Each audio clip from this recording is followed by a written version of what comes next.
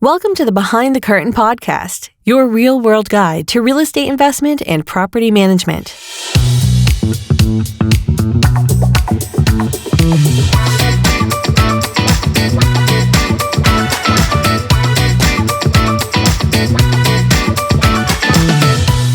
So in today's episode, we're going to talk about the real estate bubble. Is it real, or is it just a made-up theory that the experts are trying to scare people with? Also, we're going to talk about when is the right time to buy investment real estate.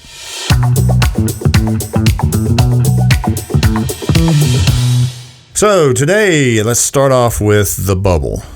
I get this question, and today it's me and Richard. Glenn's not here. Aaron's away getting his armpits waxed or something. Aaron never takes a break, so it's good that he's taking Actually, he's a break. in Florida. Yeah, he's in Florida enjoying time with his family. So there's this bubble that we keep hearing about, and all the experts talk about the bubble, which there is a bubble, but the conversations I'm having, people are asking me, is this another 2008? This is another 2009? Are we going to see a collapse? I don't have a master's in economics. However, the driving force behind the collapse in 2008 was bad loans backed by the federal government in the multiples of millions of loans that were backed out there. And there were stated income loans where people just said, hey, I made $300,000 a year, and they just wrote you a loan, and as long as they checked your pulse and your heart was beating, you got the money. This bubble that's coming at us now is nowhere near going to be as catastrophic as 2008. So, everybody just needs to calm down and relax about the bubble. The bubble is here. It is there. I mean, we've all seen it. Memphis has been ridiculous the last 3 or 4 months. People are buying property as if they're about to put a moratorium on buying homes, period, and you'll never be able to buy another house until the end of time. People are paying $20,000, $30,000, $40,000 over market.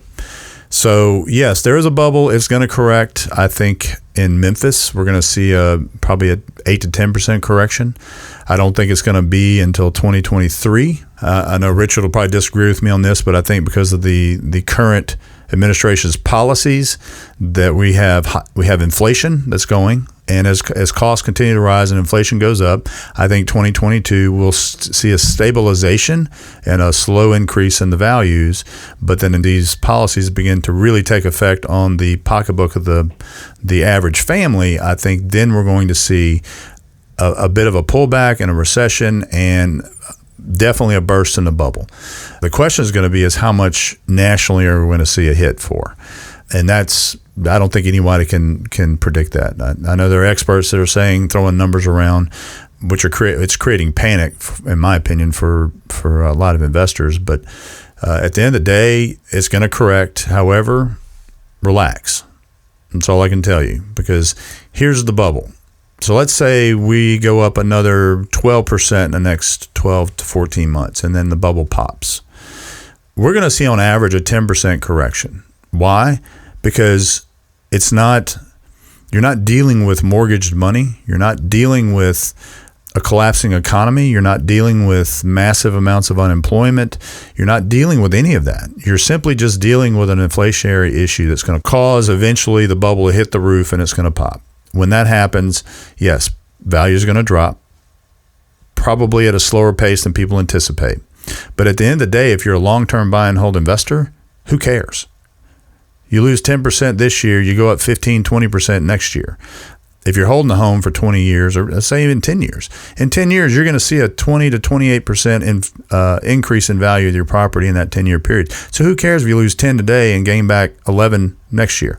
You're still going to be okay. The danger part is flippers, guys that buy, remodel, and flip, guys that go and do short-term hold, depreciation on rental properties and flip them out in 3 years, 1031, and buy some more. But if you're in it for the long term, you're going to be safe. End of story. So I'm not quite worried about it. So Richard, what do you think about the bubble? What's your opinion? I think as far as the bubble's concerned, some of the information I've seen recently online, there was an article that stated the top 20 cities in the United States for investment property. You'd be pleased to know that Memphis was well onto that list.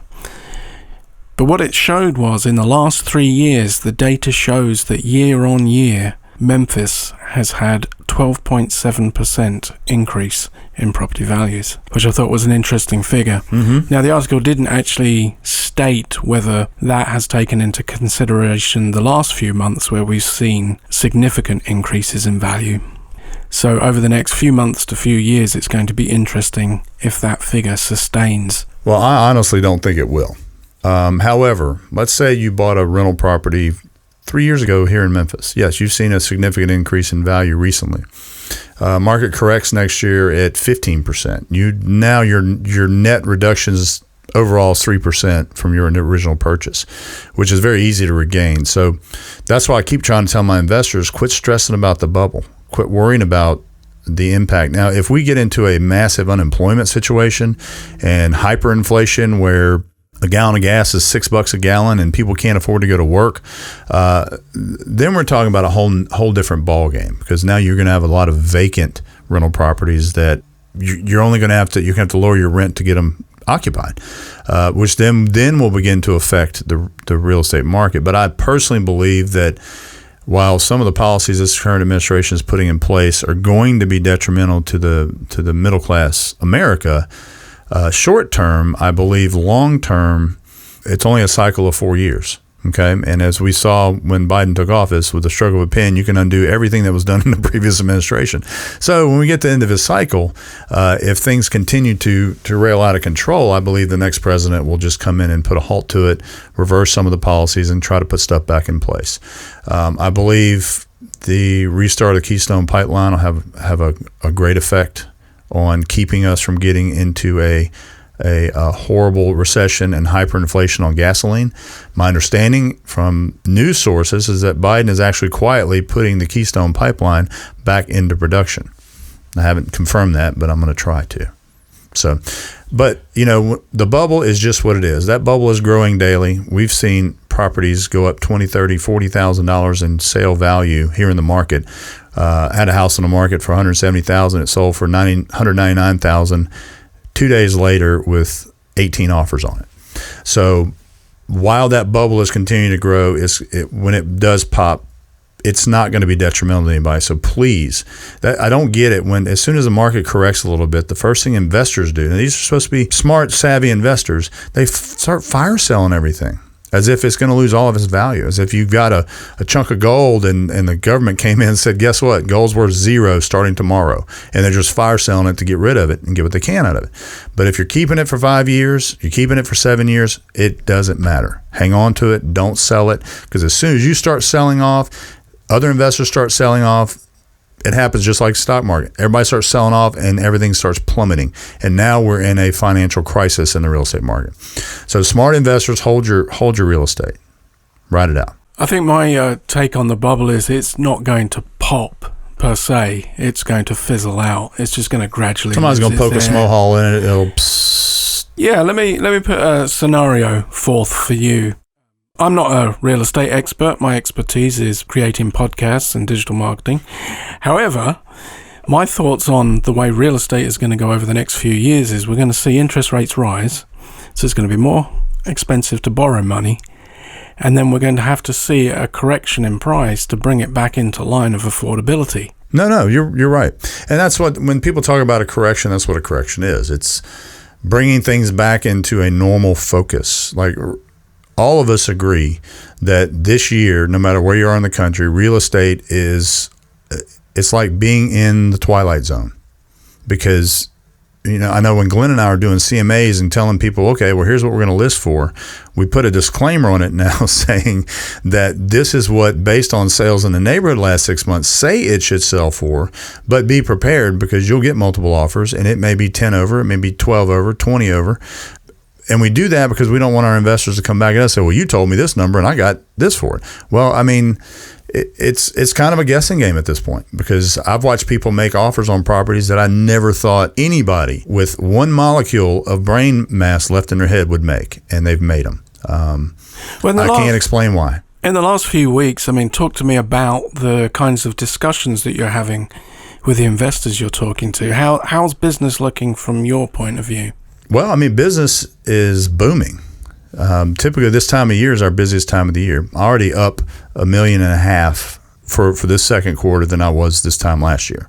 I will be up over 2 million, almost 2.5 million this quarter over last year, because people are buying again, like, come August 31st, no one will ever be allowed to buy another piece of property or another house till the end of time. That's how they're buying stuff. Just for comparison, tell me how June of 2020 looked in comparison to June of 19, because we were in panic mode in June 2020. I went back in June of 2020 and it was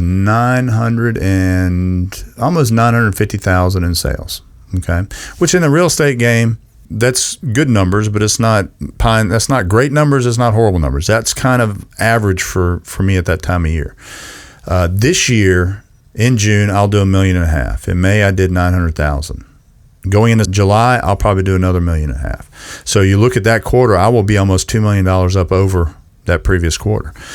What's driving it is, I don't know what's driving it. I don't know what has fired up all these people to invest in real estate. It may be the fact that they're looking at the stock market that is so overpriced right now that they have to. I think a lot of them realize that the stock market is going to come down, and it's going to come down rapidly, and it's going to come down a lot, because it's going to reach a level that it just cannot sustain. Inflation, gas prices, there's a lot of things coming that are going to push the stock market down. So maybe their thought is that I'll pull it out and put it in real estate. Look, at the end of the day, real estate's the safest investment. It's probably not the greatest return if you're used to the stock market, but it is the safest investment. Take 100 years of real estate, and you can watch the valuation of real estate over the last 100 years, and it's almost like stairs, right? It flattens for a little bit, goes up, then it flattens for a little bit, and it goes up, and then all of a sudden you'll get a little dip, and then all of a sudden it'll go back to its original point and higher and start the stair step again. So you put your money in long-term hold real estate, you're always going to do well. You're always going to gain. You're always going to be have a tangible product that's got value. So when it comes to real estate investment, my investors are focused on long-term. I try not to deal with short-term investors because I think that's just a dangerous game. I tend to be brutally honest with my investors. So in the short game, I will be brutally honest with those investors and probably lose them anyway. So it'd just be a waste of time for me. I love developing and building long-term portfolios because I don't care how bad of an agent you are. If you get someone in a long-term portfolio, it's going to produce sooner or later. They're going to see a positive outcome from it. So you may be crap today, but 5 years from now, you're going to be a hero. It always works out that way. Yeah, and what you just described actually is indicated in the EPM real estate logo. Mm-hmm. The ups, the downs, and ultimately at the end game, you're going to be up. Absolutely. Now, my argument against what you just said is you're getting more investors now because of the amazing marketing. That very well could be. That very well could be. That's a shameless plug. Thanks, Richard. Anyway, if you've not been to our website, the website is epmrealestate.com. You can scroll down on that homepage and see each of the personnel. You can click on Brett's thumbnail and get his contact details. Sure. Call me directly. My phone's always on. I'll answer any question you have and do my best to guide you. But, getting back to the market itself, I'm having a great year. I'm not complaining. I mean, I'm working 7 days a week, 10, 12 hours a day, and enjoying every minute of it. But that's going to come to an end. I know it. There are investors that are sitting there waiting for that big pop to happen so they can swoop in and buy a bunch of cheap property. Unfortunately, I think those investors are going to be they're sadly mistaken. I think they're going to be disappointed because we're not going to see a 2008 again. You're not going to go and buy a $150,000 house for $99,000 because somebody's in trouble. That $150,000 house may now be worth $141,000, $142,000, and that's probably going to be the extent of it. So I tell my investors this: continue to search. Let's try to find that diamond in the rough. Try to find that sweet deal, off-market deal that works for you. Don't be a follower and follow the crowd into this idiocy of buying right now just to buy real estate. Because guess what? Real estate's here today. It's going to be here tomorrow. It's going to be here next year. It's going to be here 2 years from now. It's not going anywhere. So don't be in such a rush. Take your time. Make good financial decisions, because if you don't, you're going to be like some of these guys that are buying today left and right a few years from now. I mean, yeah, if you own $1 million of real estate and it corrects 10%, it's $100,000, right? So in that perspective, yes, it's a huge loss. It'll regain itself. But if you just buy one or two this summer and we get into fall and buy another one and we work our way and slowly build your portfolio and take advantage of the market when it's right, you'll do very well. And now Neighborhood Chat. So I saw something on Facebook today. I thought it was hilarious. I wanted to read it. It says, if you think you're smarter than the previous generation, 50 years ago, the owner's manual of a vehicle showed you how to adjust the valves. Today, it warns you not to drink the contents of the battery. That doesn't tell you where our generation is. That's a whole new meaning to an energy drink, isn't it? That's a good one, Richard. That's very good. It just makes me, I really worry about the generation today. But of course, I look back and my parents worried about my generation coming up. My grandparents worried about my dad's generation coming up. It always seems like as we get older, we worry about the next generation coming. So either that means they're seriously in trouble or I'm just getting old and becoming my grandparents. And always talking about how kids are dressing, how their hair looks, what kind of clothes they're wearing, the music they listen to. This weekend I was out on the boat and a cigarette boat comes by me, music just blaring. I mean, you couldn't even hear yourself think it was so loud. And I looked at him and I thought to myself, turn that crap down. And then I stopped myself and said, holy crap, I've turned into my grandpa. So anyway. I definitely feel that. I mean, I've got 3 fifth graders. Oh, wow. And there's the times where they say something that you think, oh, wow, there's hope, they're brilliant. And then there's the other times where they do stuff and say stuff that you think, what? How are you going to grow up into a functional adult? I mean, I'll give you an example of the brilliance. My daughter came to us one day and she said, 2 guys walk into a bar. One asks for an H2O. The other one asked for an H2O2. The second one died. All right, so apparently I'm not a genius. H2O and H2O2. So the difference between water and hydrogen peroxide. Oh, H2O2. Gotcha. Now, I don't know in reality if you drank hydrogen peroxide whether you would die or not. I don't know. But we thought. Well, I was thinking clever. You said H2O2, like also. See, that's what I didn't get. That is what he said. Okay, so your daughter's genius. He got an H2O2. Yeah. Gotcha. And then she'll turn around and... It will be a case where you're explaining something very simple, go get the stapler that's on the cabinet over there. She comes back with a spatula. Where is it? Huh? Yeah, but that's a common kid thing. I was the same way. I could be standing in my shoes going, Mom, I lost my shoes. You know where my shoes are? But it's the next part that gets me. It's once she figures out where it's supposed to be, she goes and picks something different up. Now, I'm not saying that this is exclusive to her, because both the boys do that as well. I think all kids do that. Yeah. I remember doing that. I remember it too. I mean, I could be literally standing right in front of it and telling my mom, I don't see it. Where is it at? Yeah. But I really hope this generation doesn't drink the contents of the battery. That, we have reached a point where there's a warning label on everything. There's a disclosure and disclaimer for everything. Even when you close on a home, you sign a document and then you sign a statement behind that document attesting to the fact that you signed the previous document. You know what I'm saying? It's like we're getting out of control with this stuff. And I saw another thing on Facebook. It says we should just remove all the warning labels and let nature take its course. I agree with that opinion. Agree with that. I do too. That would help our overpopulating issue on the globe if we could do that. I mean, you go to natural landmarks, don't you? And there's no fence. It's like you make up your own mind. Sure. I mean, if you're dumb enough to hang off the side of the Statue of Liberty and risk dying, then so be it. God intended it to be that way. He made you not quite smart enough to take care of yourself so that eventually you could end your...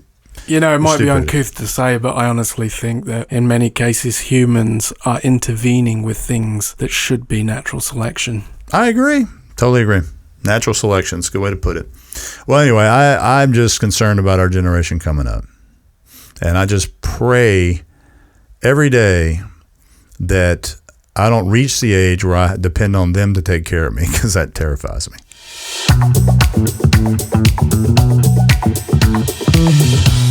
When is the right time to buy? I'm baffled by this every year. Come mid-March, phones start ringing off the hook and investors are calling us from around the world, all across the country, wanting to buy. And they get hot and heavy and start throwing money and buying real estate as fast as we can get it. I encourage a lot of them on some deals to walk away because I don't think financially it makes sense. Some go for it, some don't. It's not my job to make that decision. It's my job to guide them and give them my best advice. But what I don't understand is that investors want to buy up everything they get their hands on between March and August. And then come after August, they just go silent. And after August, I'd say October through February is the best time to buy investment real estate. Why? Because the market is now cooled off. There's less buyers than properties. You can get better deals on properties. And your ROI and your investment is going to be a better deal versus going out and competing against 30 other investors today and maybe 20 homeowners and overpaying for something that you could have got for a lower price come the fall and winter. So I'm encouraging, if you're listening and you're an investor, I know you're buying now, and that's fine. Continue to buy, continue to look for those good deals, but don't just buy to buy. If you wait until October, wait till November, wait till December, get in touch with your agent and start hunting for property, then you're going to end up buying stuff for 8-9% less than you can get it for today, the exact same property. Don't be short-sighted and just buy to buy. That's what I'm trying to get to. Wait until the time is right. So if you want my personal opinion, don't buy another piece of property till October. Wait until October. Wait till the owner-occupant market is cooled off. There's less competition. There's less buyers, and you'll be able to get your offer at where you want it to be accepted. Versus right now, it's a seller's market. So seller says, okay, you just gave me asking all cash closing a week, but I'm going to wait a few days because I'll probably get $10,000 over that cash closing 2 weeks. So you're at a disadvantage right now as an investor. You add into that mix the ridiculous owner-occupant feeding frenzy going on, and that makes your situation even worse because it makes other investors who are selling their properties as rentals feel that they can get a higher price simply because the owner-occupant market is spinning out of control. And in some cases, we've seen that happen. So my opinion, wait till the fall. Get your better deal. Buy right. When the summertime comes, put your checkbook away. Enjoy your summer. Don't stress about rental properties. And when the fall kicks in, let's jump on it and go. Yeah, I would second what Brett's just said. In the casual conversations that he and I have, I've heard numerous times where he's suggested to an investor that they don't go ahead and make the offer that the investor's wanting to make because it's just the wrong time with the wrong property. So definitely work to build your relationship with your agent now so that come the fall you're ready to go and you have that ongoing relationship of how you both like to work. Now, I've got 20 investors right now with searches that I've set up for them, haven't purchased a piece of property yet. They're all waiting until October. I have investors that are buying only because I'm finding a few off-market deals for them. I'm finding a few diamonds in the rough that we can get our hands on, but they're not going through and just wanting to throw offers at everything that hits the market. They're waiting for me to send them stuff that I think is worthy. Even with that, I'm finding enough good deals to do $1.5 million in a single 30 days. So I can't imagine what it's going to be like come October as the owner-occ market stops. We're going to have large amounts of inventory and hopefully large amounts of investment buyers. Thank you for listening to Behind the Curtain Podcast, your real-world guide to real estate investment and property management. Be sure to subscribe at BehindTheCurtainPodcast.com. And if you'd like to learn more about Enterprise Property Management's real estate services, please visit us on the web at EPMRealestate.com. This has been a Sound Ideas Group production for Enterprise Property Management, Inc.